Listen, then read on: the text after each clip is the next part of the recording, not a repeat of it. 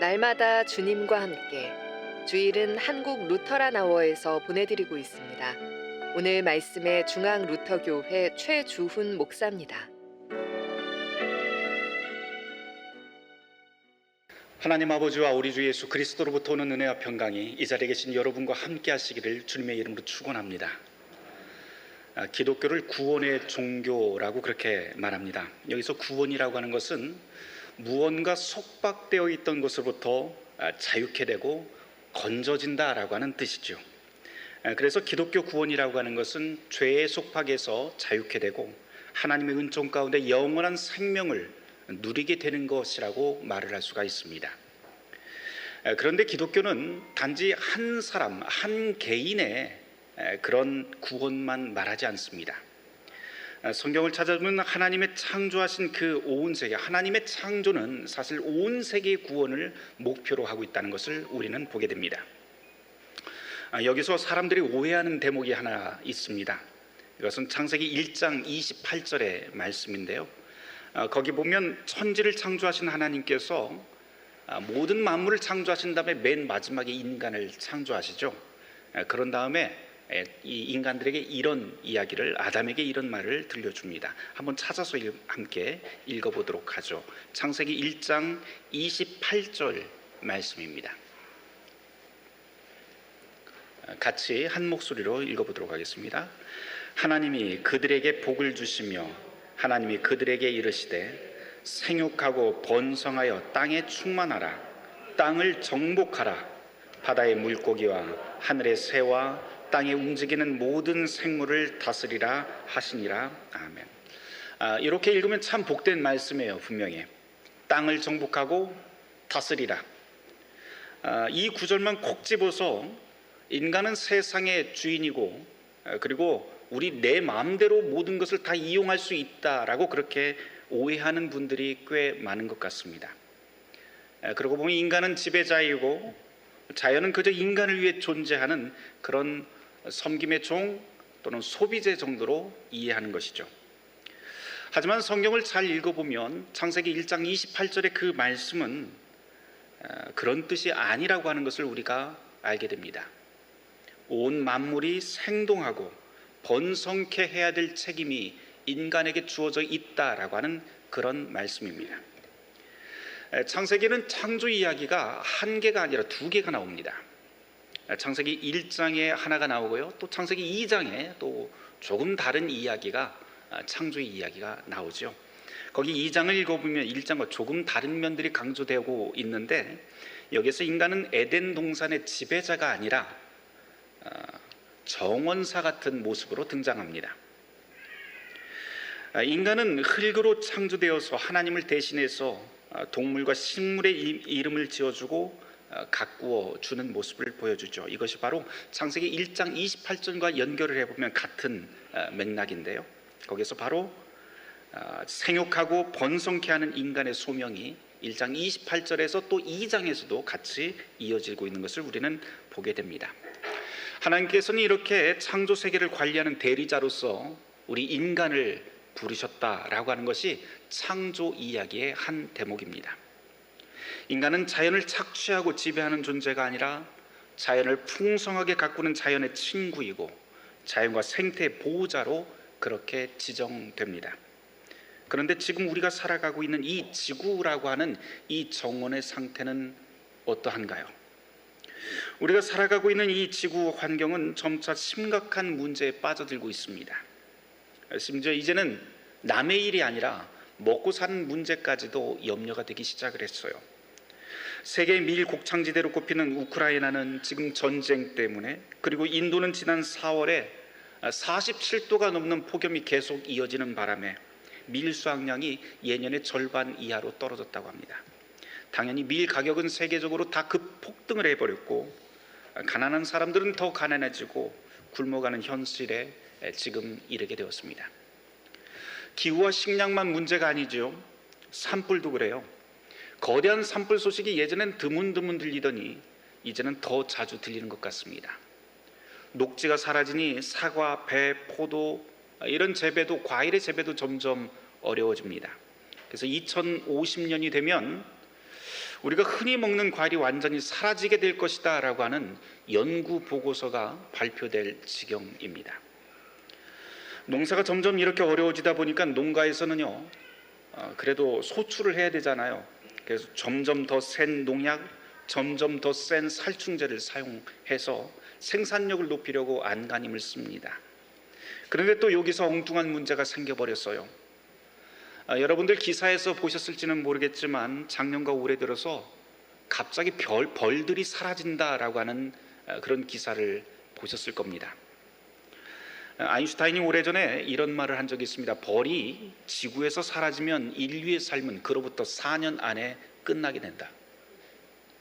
벌이 지구에서 사라지면 인류의 삶은 그로부터 4년 안에 끝난다. 생태학자나 할 법한 말인데요, 이 물리학자 아인슈타인이 그렇게 예언했던 것이 빈말이 아니라고 하는 것이 사실 더 두렵습니다. 벌이 사라진다고 한번 여러분들이 가정을 한번 해보세요. 그러면 식물의 꽃가루를 전파할 수 없어서 식물이 자랄 수 없게 되고, 식물이 없어지면 열매가 없고, 또 곤충과 숲이 사라지게 되고, 숲이 사라지면 동물도 사라지고, 식량 문제, 기후 문제가 곳곳에서 폭발처럼 지뢰처럼 터지게 되어 있습니다. 그래서 벌이 사라지면 자연 생태가 도미노처럼 무너져 내릴 것이라는 말을 과학자들이 입을 모아 지금 경고합니다. 그래서 이걸 조금이라도 한번 막아보자라고 하는 취지에서 환경운동가들이 도심에서라도 벌을 키워 양봉을 좀 한번 해보자라고 하면서 시도하는 사례들이 우리 서울에서도 곳곳에서 생기기 시작했습니다. 실은 저도요, 이런 생태 환경 문제를 좀 고민하다가 몇 년 전에 우리 교회 건물 바로 옆에 공터가 있는 거 여러분들 아실 거예요. 이렇게 쑥 들어간 공터가 있는데 거기 아무것도 없잖아요. 그냥 나무 몇 그루, 감나무 있고, 또 지금은 우리 동네에 있는 그 고양이들의 쉼터를 저기다가 만들어 놨습니다. 그런데 저 공간이 너무 아까워요. 그래서 저거를 어떻게 할까 고민을 하다가 교회 저 바로 옆 공간에다가 벌통 몇 개를 갖다 놓고 교회 어린이들과 청년들 그리고 관심 있는 몇 분들과 함께 양봉을 좀 하면 어떨까, 그러면서 생태 환경 교육도 같이 하고 같이 이것을 꾸려가면 어떨까라고 하는 그런 생각으로 이곳저곳을 알아본 적이 있습니다. 사실 그 꿈이 아직 끝난 것은 아닙니다. 함께 여러분들이 같이 머리를 맞대고 한번 논의를 한번 해보면 어떨까 하는 생각을 아직도 가지고 있습니다. 여하튼 우리는 지금 기후 문제, 식량 문제, 생태 문제, 이런 곳곳에서 이 문제의 심각성을 더 큰 목소리로 듣는 시대를 살아갑니다. 하나님은 용서하지만 자연은 용서하지 않는다라고 하는 말 여러분들이 들어보셨을 거예요. 누군가의 말일진 모르겠지만 그 말 그대로 이제는 사람들이 하나님을 두려워하기보다도 자연이 우리에게 돌려주는 그 부메랑의 그 모습들을 생각하고 그 눈치를 보면서 사는 시대가 되어버렸습니다. 오늘 우리의 지구 환경이 그렇죠. 얼마 전까지만 해도 우리는 벌들이 윙윙거리고 새소리 가득하던 대지와 초목 위에서 살아왔습니다. 그런데 지금은 대지와 초목이 열병 걸려 달아오른 공기 때문에 병충해가 창궐하고 녹색지대는 가뭄으로 사라져갑니다. 도시는 깨끗해진 것 같지만 메마른 흙조차 만지기 어려울 정도로 콘크리트 건물과 아스팔트 숲이 땅의 숨구멍을 죄다 막아버렸습니다. 그러니 땀내나게 장을 보지만 신선한 채소와 과일을 구하기 힘든 지경이 되었어요. 게다가 혹여라도 마트에서 기계와 전기로 키워낸 그 채소를 구하더라도 가난한 사람들에게는 이젠 먹기 힘든 음식이 되어버렸습니다. 우리는 들풀도 아름답게 입히고 가꾸시는 하나님의 창조의 신비를 잊고 사는 것 같습니다. 우리는 그렇게 명품, 좋은 화장품, 새로운 전자제품의 이름은 그리도 잘 알면서도 정작 하나님이 기르시는 길가의 풀과 야생화 한 송이의 이름 그리고 그 아름다움은 잘 알지 못합니다. 너무 빠른 유행은 모든 생명을 지치게 만들고 매일 수많은 옷이 공장에서 쏟아져 나오지만 주인을 만나보지 못한 채 버려지는 옷이 훨씬 더 많습니다. 화려한 패션쇼, 그리고 빈 지갑이라도 기어코 열게 만드는, 또 코 묻은 아이들의 세뱃돈마저도 우습게 입금시키고야 마는 그런 미디어의 호사스러운 광고가 푸른 하늘, 푸른 바다를 미세먼지, 미세 플라스틱으로 물들어 버렸고, 무엇 하나 마음 놓고 먹을 수 없어서 원산지를 따지고 성분을 따지는 그런 삶이 오늘 우리의 현실입니다. 어쩌다가 이렇게 하나님 보시기에 좋았던 창조 세계가 신비를 잃고 생명을 괴롭히고 파괴하는 폭군이 되어버렸을까요? 오늘 우리가 살아가는 지구와 인간의 형편은 마치 강도 만나 거반 죽게 된 사람처럼 보입니다. 물론 성경은 이런 지구의 생태 문제를 관심을 두고 쓰여진 책은 아닙니다. 하지만 오늘 우리가 함께 읽은 이 성경 본문들을 천천히 묵상을 해보면 오늘의 환경 문제를 새롭게 이해하도록 우리를 선하게 이끄는 것을 볼 수 있게 됩니다. 로마서 8장에 나오는 피조물의 탄식이라고 하는 그 구절이 그렇죠. 그 말도 그 중에 하나입니다. 오늘 우리가 살아가는 지구 현실을 피조물의 탄식이라고 하는 이 말 그 이상으로 달리 표현할 길이 없는 것 같습니다. 로마서 8장 18절 19절을 제가 한번 읽어보겠습니다. 생각하건대 현재의 고난은 장차 우리에게 나타날 영광과 비교할 수 없도다. 피조물이 고대하는 바는 하나님의 아들들이 나타나는 것이라. 아멘. 사도 바울은 로마서 8장 18절을 이하에서 피조물의 탄식을 임산부의 산통에 비유하고 있습니다. 지금 별로 그렇지 않지만 예전에는요, 임산부는 삶과 죽음 그 경계선에 서 있던 사람으로, 존재로 치부했습니다. 새 생명을 잉태하든지 아니면 자칫 자신의 목숨을 잃든지 이렇게 위험한 상황에 놓여 있던 사람들이 바로 우리의 어머니들입니다. 우리 교인 가운데서도 지난 수요일에 아이를 낳으셔야 되는데 아직 나오지 않아서 지금 기다리고 있는 안상명 집사님이 있습니다. 위에서 기도해 주셔야 됩니다. 성경은 이렇게 하나님의 창조 세계가 바로 이런 산통 한가운데 있다라고 그렇게 우리에게 보도합니다. 그래서 이 위험 가운데서 기다리고 있는 것이 있는데 그것이 바로 하나님의 아들들이라고 로마서 8장에서 우리에게 설명합니다. 여기서 하나님의 아들들이라고 하는 것은 우리 인간들, 다시 말해서 이 로마서에서 바울이 즐겨 쓰는 표현으로 다시 바꿔본다면 그리스도 안에 있는 존재라고 그렇게 바꿔 말을 할 수가 있습니다. 더 쉽게 이야기하면 지금 이 탄식하는 피조 세계가 기다리고 있는 것은 참된 그리스도인이라고 말을 바꾸어 볼 수가 있겠죠. 이 자연 세계가 그리스도인을 기다리고 있다라고 사도 바울은 우리에게 전합니다. 그리고 여기 나와 있는 이 세상이라고 하는 말은 원래 이 바울이 사용할 때는 원래 로마 제국을 뜻하는 바였죠. 그런데 이 말을 풀어보면 로마 제국 안에 로마 제국이라고 하는 지금 이 세상에 살지만 제국의 법칙을 따르지 않고 전혀 다른 가치관으로 살아가는 사람들, 바로 그 사람들이 하나님의 아들들, 즉 그리스도 안에 있는 존재들, 그리고 바로 우리 그리스도인이라고 로마서는 그렇게 가르칩니다. 이 로마 시대가 어떤 시대였나요?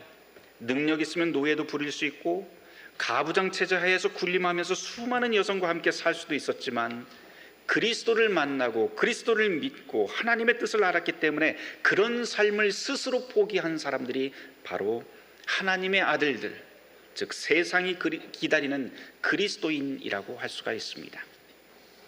바로 이 말씀이 오늘 생태 위기 시대를 살아가는 우리 같은 그리스도인들에게 다시 도전합니다. 과연 고통받는 자연 세계를 위해서 우리는 살아가고 있는가? 자연에 고통을 주는 방식으로 계속 살고 있는가? 지구를 살려내려고 절제하면서 살고 있는가? 아니면 부족함 없이 사는 걸 축복이고 성공이라 여기며 자신만을 위해서 즐기면서 살고 있는가?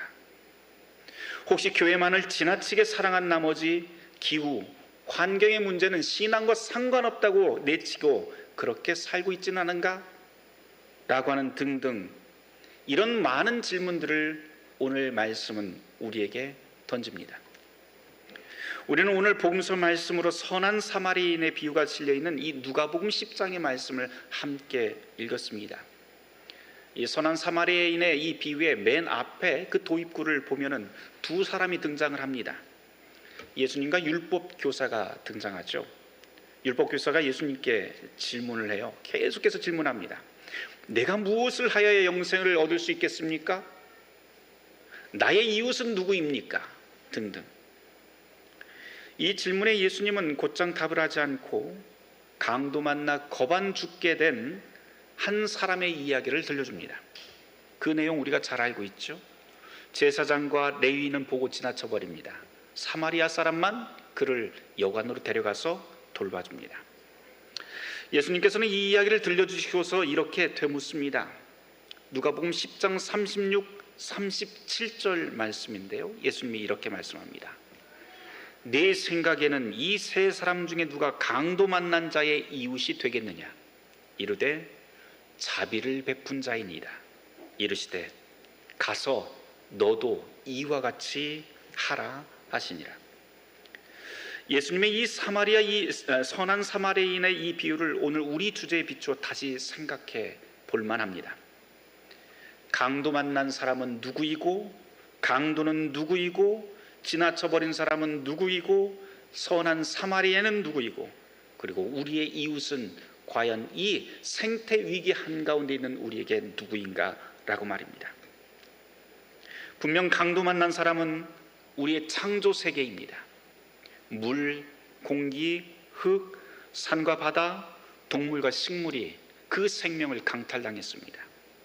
강도도 누구인지 확실합니다. 사실 아프지만 넓게 보면 탐욕에 물든 우리 자신 아닙니까? 그리고 강도당한 이 자연을 외면하고 지나치는 제사장과 레위인도 오늘 우리일 수 있습니다. 그런데 또한 분명한 것은 주님께서는 이 율법교사에게 이웃이 누구인지, 강도 만난 자가 누구인지 생각하고 한번 고민해봐라, 이런 말씀 하지 않고 그 말 대신에 즉시 강도 만난 이의 이웃이 되라 라고 말씀을 하십니다. 지금 우리에게 필요한 것은 생각이 아니라 즉시 움직이는 행동이라고 주님께서는 그렇게 말씀해 주신 것이죠. 그럼 무엇을 어떻게 우리는 움직여야 될까요? 북유럽 노르웨이라고 하는 나라가 있습니다. 이 나라에 있는 그 북쪽에 보면 툰드라 지역이 있는데요. 동토죠. 언 땅 툰드라 지역에 국립공원이 하나 있어요. 하르당 에르비다라고 하는 국립공원이 있는데 이 이야기를 제가 여러분에게 잠깐 마지막에 좀 들려드리려고 합니다. 얼마 안 된 이야기예요. 2016년도에 있었던 일인데 2016년 가을에 갑자기 이 국립공원에 폭우가 쏟아지면서 하늘을 찢을 듯한 그런 기세로 천둥과 바람이, 벼락이 땅으로 내리꽂기 시작합니다.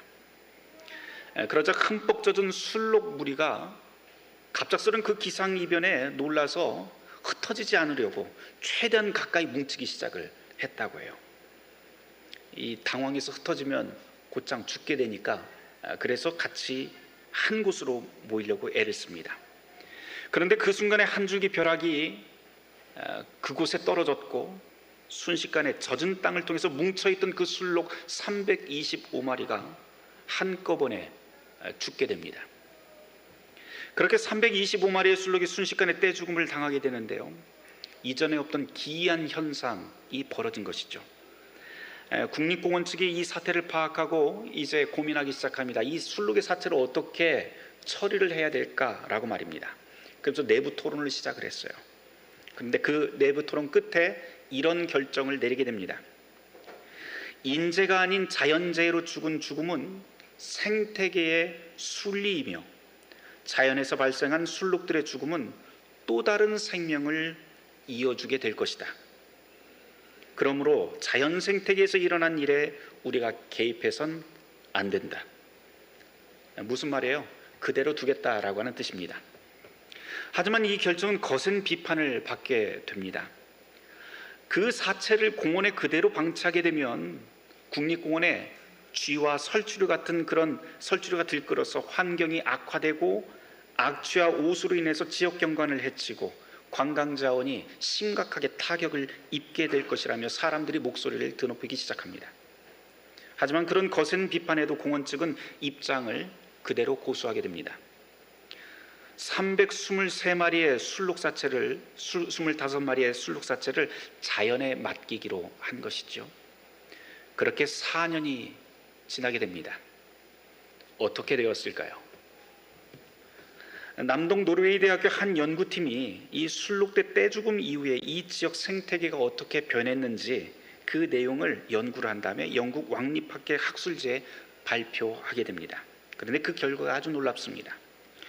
사람들이 우려했던 대로 처음에는 이 술록사체가 부패하면서 구더기를 포함한 여러 벌레가 생겼고 악취도 생겼습니다. 그런데 벌레와 시체를 먹기 위해서 쥐와 설치류도 정말 예상대로 어마어마하게 늘어났다고 합니다. 그런데 여기서 이 이야기가 끝나지 않습니다.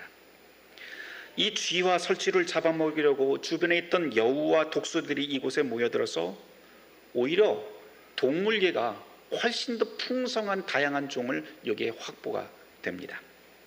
사람들이 그렇게 염려하던 술록의 사체는 자연의 풍부한 먹이를 제공해 주었던 것이죠. 동물만 그렇게 다양해진 게 아닙니다. 사체가 부패하면서 토양의 성질이 변했는데 이로 인해서 식물에도 큰 변화가 일기 시작합니다. 술록사체 근처에서 까마귀나 여우의 똥에서 각종 식물의 씨앗이 발견되기 시작을 했고요. 풍부한 영양분 덕에 잘 자란 식물들이 다시 초식동물들의 먹이가 되고 또 황량하던 공원이 점차 다양한 생식의 보고가 되었다고 합니다. 술록의 사체를 자연의 순리에 맡기자는 그 노르웨이 공원의 결정이 생태계에 더욱 생명을 불어넣었던 것이죠. 이 노르웨이에서 일어난 이 일은 우리에게 많은 것을 돌아보게 합니다. 인간은 간혹 자연에 어떤 문제가 생겼을 때 이것을 해결한다고 늘 뭔가 해결책을 제시하고 급히 뛰어듭니다. 하지만 언제나 좋은 결과만 가져오는 것은 아니죠. 때로는 자연의 문제를 해결한답시고 그 안에 뛰어들었지만 자연의 생명을 강도질하고 인간의 탐욕을 채우기도 합니다. 그것이 인간입니다. 그렇다고 제가 여러분들에게 이 노르웨이 이야기를 들려주면서 이제 우리는 아무것도 하지 맙시다 라고 하는 뜻으로 이 이야기를 들려드리는 것은 또한 아닙니다. 저는 오늘 설교 제목을 녹색교회라고 하는 제목으로 해놓았습니다.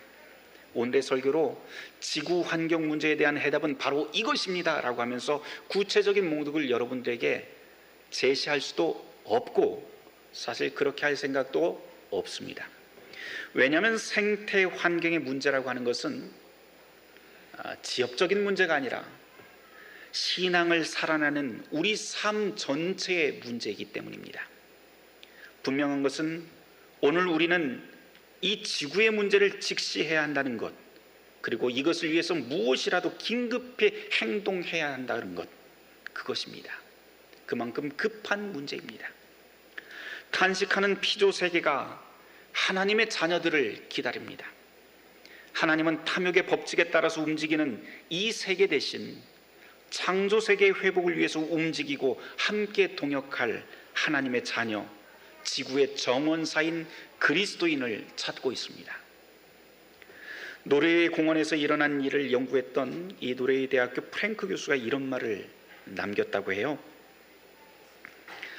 세상의 모든 것은 연결되어 있고 서로에게 영향을 미칩니다. 이 프랭크 교수의 이 말을 오늘 말씀과 연결해도 좋을 것 같습니다. 모든 것은 연결되어 있고 서로에게 영향을 미칩니다. 그러니 서로가 서로에게 선한 이웃이 되어야 합니다. 하나님과 우리가 연결되어 있듯이 저와 여러분이 연결되어 있습니다. 그리고 우리가 연결되어 있듯이 자연도 우리와 연결되어 함께 숨쉬며 살아갑니다. 우리가 할 수 있는 일, 아주 작은 일부터 지금 당장 실천해 보기를 바랍니다. 물 한 잔, 쓰레기 하나 버리고 전기등 하나 소등하는 것부터 시작하면 됩니다. 입으로만 아니라 교회가 함께 기도하며 모여서 구체적인 목록도 한번 만들어 보고 그리고 가정과 일터에서 그저 우리 교인들이 그리스도인들이 한번 실천해 보길 권합니다. 제가 알기로 우리 교회 안에는 이 일에 관심을 가진 분들이 꽤 있는 걸로 알고 있습니다. 그분들을 중심으로 몇 명이라도 먼저 모여서 함께 기도하며 시작하고 그리고 서서히 이 일에 교회 모두가 함께 힘을 내기를 권해봅니다. 자연과 사람이 서로 선한 이웃이 되어 함께 살아가는 모습을 교회가 먼저 세상에 보여주어야 합니다. 세상이 기다리고 있는 하나님의 자녀, 세상의 이웃은 바로 이런 교회입니다. 그런 녹색 교회가 되어갈 때 창조주 하나님은 온 세상에 새로운 생명을 우리에게 다시 선물해 주실 것입니다. 바라기는 저와 여러분이 온 생명과 더불어 평화를 이루는 복된 생명의 정원사가 되길 주님의 이름으로 축원합니다. 오늘의 말씀을 놓고 함께 묵상하도록 하겠습니다.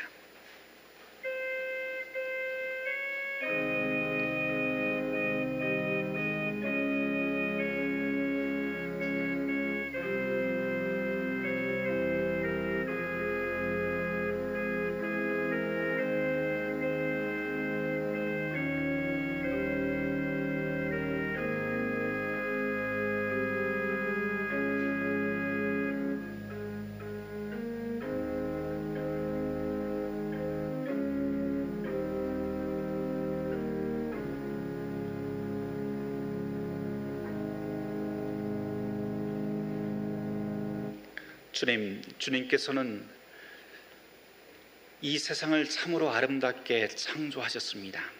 주님의 신비가 서려 있는 이 땅 한가운데서 우리가 겸손히 선한 이웃으로 살게 하여 주시옵소서. 예수 그리스도 이름 받들어 기도드렸습니다. 아멘. 날마다 주님과 함께 오늘 말씀의 중앙 루터교회 최주훈 목사였습니다. 주일 순서는 한국 루터란 아워에서 보내드렸습니다.